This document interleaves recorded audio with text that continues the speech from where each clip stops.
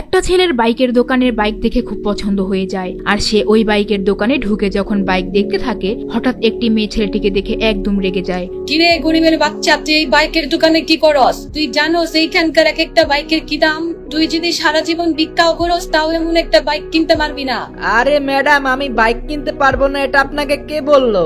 বা আপনি কিভাবে বুঝলেন আমার কাছে টাকা নাই? তোর ড্রেসের অবস্থা দেখছ? এইখানকার বাইকের যে দাম, তোর এই প্যান্টের পকেটে এত টাকা জমা রাখতে পারবি না, শালা গরিবের বাচ্চা। আচ্ছা আচ্ছা, আপনি আমার ড্রেস দেখে বলতেছেন? ম্যাডাম, আপনি কি জানেন না এখন টাকা পকেটে রাখা লাগে না, টাকা উড়ে উড়ে আসে? ফকিরের বাচ্চা, তুই আমার সাথে মজা নেস? দাঁড়া, তোর এখনই দেখাইতাছি মজা।